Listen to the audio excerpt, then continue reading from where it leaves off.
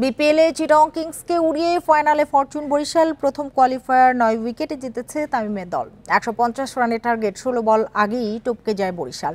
Toss হেরে ব্যাটিংয়ে নেমে মেয়ার্সের জোড়া ধাক্কায় শুরুতেই চাপে পড়ে চিটাগং কিংস।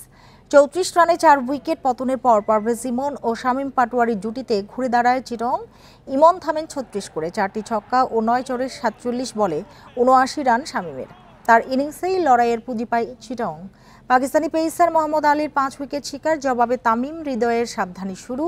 55 রানের জুটি ভাঙে নবম ওভারে। তামিম ফেরেন 29 করে, হৃদয় ও মালান কোনো সুযোগ দেননি চিটাগং বোলারদের। 56 বলে অপরাজিত 82 রান হৃদয়ের। মালানের ব্যাটে 34 রান। এখন দ্বিতীয় কোয়ালিফায়ারে চিটাগং লড়বে খুলনার বিপক্ষে।